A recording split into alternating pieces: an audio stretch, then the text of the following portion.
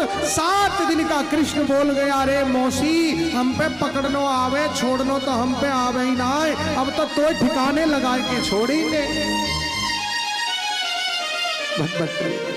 7 दिन का कृष्ण बोल गया। जब उसने कन्हैया को बोलते हुए देखा तो आश्चर्य में पड़ गई। राम राम राम राम, एक कैसा बच्चा है,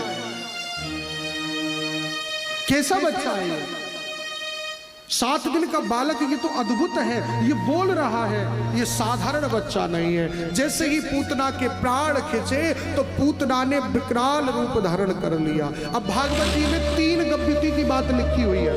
कितनी गव्युति? किलोमीटर और कोश नहीं है, गव्युति की बात। 3 गव्युति का स्वरूप उसने बना लिया। मतलब 1 गव्युति में 2 कोश और 3 गव्युति में 6 कोश और 1 कोश में 3 किलोमीटर, तो 18 किलोमीटर लंबा चौड़ा उसने स्वरूप धारण कर लिया। राक्षसी है, बाप रे, विकराल स्वरूप पड़ा है। जब चीख मारी तो पूरा ब्रजमंडल उसकी चीख से गूंज गया। ब्रजवासी दौड़े, मैया दौड़ी। मैया ने देखा कि पलने के पास में, पलना के पास झांक करके देखा तो पलना में कृष्ण नहीं है। मैया घबरा गई, मेरे लाला को काब है, मेरे लाला को कौन ले गए। ब्रजवासी दौड़े, देखा तो नंद महल के दरवाजे पर और पूतना का विकराल स्वरूप पड़ा है और 7 दिन का कृष्ण मेरा उस पूतना के वक्ष स्थल पर खेल रहा है। अब सब ब्रजवासी अपनी अपनी बुद्धि लगा रहे, सब अपनी अपनी बुद्धि लगा रहे। बोले भैया ये पूतना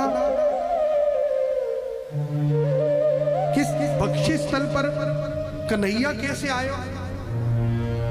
एक बोलो आयो तो आयो, लेकिन ये गिर कैसे गई, मर कैसे गई, ये बात समझ में नहीं आ रही। एक बोलो मैं बताऊं कि पूतना लाला को चुरा के भाज रही होगी, सो ठोकर लग गई, गिर गई और मर गई। एक बोलो त्यारी के एक बात बता, अगर कि ठोकर लग के गिरती तो मोहड़े के बल गिरती, तो मोहड़े के बल गिरती तो जाके दांत टूट दे। अरे आखिर 3200 बिल्कुल ऐसी की ऐसी है। सब अपनी अपनी बुद्धि लगा रहे, पर किसी की समझ में नहीं आ रहा है कि आखिर पूतना कैसे मरी। इतनी देर में भगवत प्रेमियों और नंद बाबा कर दे करके मथुरा से वापस आए। जैसे गोकुल में प्रवेश किए तो देखा कि ब्रजवासियों ने कहा दौड़ करके, बाबा गजब है गए, गजब है गए। बोले क्या हुआ? बोले बाबा पूतना नाम की राक्षसी मर गई, लाला को लेके भाजी और लालावा के वक्ष स्थल पे खेल रहे हो। अब पहाड़ जैसो शरीर,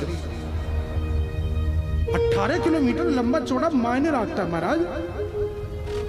ऐसा महापुरुषों की बाणी है कि गोकुल से और सर उसका जो था वो बेसमा में था, ऐसा कहते हैं। हाँ, कोई कहता है ऐसा कि बेसमा तक उसका सर था। महाराज देखा, लेकिन भागवत जी में 18 किलोमीटर 3 गव्युति की बात लिखी हुई है। भागवत जी में ऐसा नहीं। तो नंद बाबा बोले वाह, आज हमारी समझ में आ गई कि वसुदेव हमारो पक्को ज्योतिषी है। मथुरा में ही हमें बता दई कि बाबा जल्दी पहुंच जा, नहीं तो तेरे यहाँ कछु उत्पात होने वाला। भैया हम आए नहीं पाए, हमारे आए से पहले, और वे आत हमसे पहले आए के खड़ी है गई। पर बोले भैया सुनो, हमने वो कसर ना छोड़ी। बोले क्यों? कि जा समेते वसुदेव ने हमसे कही कि आफत आए व्यवहारिय वाई समेत हमने नारायण भगवान की माला, नाम की माला जपनो प्रारंभ कर दी है। भगवान नारायण हमारे गोकुल की रक्षा करियो, हमारे लाला की रक्षा करियो।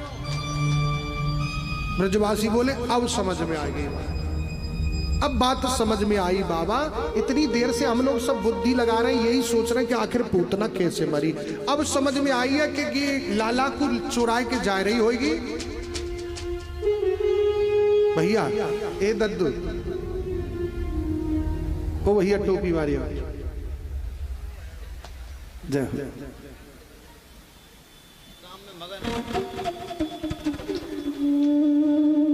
बोली वृंदावन बिहारी लाल की जय हो। तो बोले महाराज अब समझ में आई कि लाला को चोरी करके ले जा रही होगी। तो नारायण भगवान आए और उनने लाला पे कृपा करी। सो लाला के देखते ही जा में एक धमू का मार्या होगा और पूतना मर गई होगी।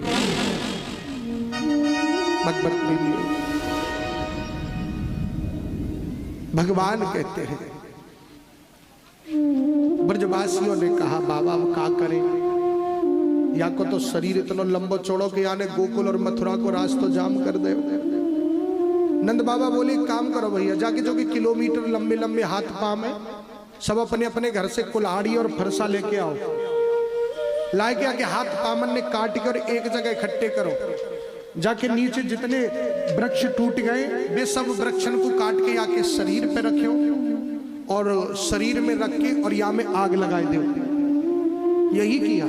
ब्रजवासियों ने उसके शरीर को काट के एक जगह एकत्रित किया और जितने भी वृक्ष उसके नीचे टूट गए थे सबको काट काट करके उसके ऊपर रखे और जैसे ही उसमें अग्नि लगाई। महाराज सुखदेव बाबा कहते हैं कि परीक्षित उसके शरीर से इतनी दिव्य सुगंध प्रकट हुई कि पूरा ब्रजमंडल 84 कोस सुगंधित हो गया। परीक्षित जी बोले गुरुदेव पूतना राक्षसी शरीर से दिव्य सुगंध प्रकट हुई, ये तो आश्चर्य की बात है। बोले राजन ये आश्चर्य की बात नहीं है, महान आश्चर्य की बात है। इससे भी बड़ा महान आश्चर्य है कि जो गति मैया यशोदा को वर्षों के बाद मिलने वाली है वही गति आज ब्रजराज ने और पूतना को प्रदान की है।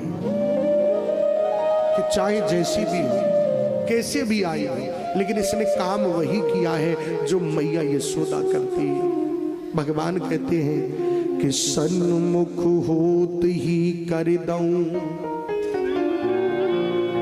कोटि जन्म अघनास, एक बार तो कैसे हूं आओ मेरे पास। भगवान कहते हैं कि सन्मुख होत ही कर दूं कोटि जन्म अघनास। मेरे जो जीव जब मेरे सन्मुख होता है तो कोटि जन्म एक के नहीं अनंत कोटि जन्मों के जो पाप हैं उसके उनको विनाश कर देता हूं। एक बार कोई कैसे हो कोई बहाने से मेरे सामने तो आओ। भगवान एक भक्त था, बड़ा सुंदर पूतना का प्रसंग है भगवत प्रेमियों। एक भक्त ने भगवान से एक बात कही, भगवान मैंने सुना कि तुम दीन बंधु हो तो मेरे मन में बड़ा दुख भयो। बोले क्यों? बोले कि मैंने सुना कि दीन बंधु हो तो मुझे लगा कि तुम दीनों पर कृपा करते हो, तो मुझे लगा कि मेरे अंदर दीनता तो नहीं है, तो मेरे पे कृपा कैसे करोगे आप? कि आपको मैंने दूसरा नाम सुना, मैंने सुना कि तुम भक्त वत्सल हो। मेरे हृदय में बड़ा कष्ट हुआ, कलेजा कांप उठे हो भगवान मेरा। बोले क्यों? कि मैंने सुना था कि तुम भक्त वत्सल हो, भक्तों पर कृपा करते हो, तो सरकार मेरे में तो भक्ति कहां है? दीन बंधु और भक्त वत्सल नाम मेरे का काम हो। जब तुम्हारा तीसरा नाम सुनो मैंने तो बड़ी तसल्ली हुई, इतनी तसल्ली हुई। कौन सा नाम? कि दीन बंधु सुन दुख भयो, भक्त वत्सल सुन त्रास, अधम उदाहरण जब सुनो तब आयो विश्वास। कि अधम उदाहरण जब सुनो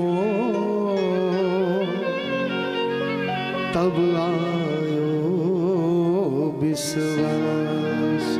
मैंने जब सुना ना कि आपका नाम अधम उदाहरण है, दीन बंधु सुन दुख भयो, भक्त वत्सल सुन त्रास, अधम उदाहरण जब सुनो तब मन में आयो विश्वास।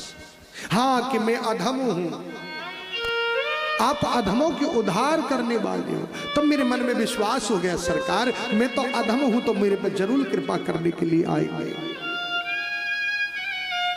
जब तक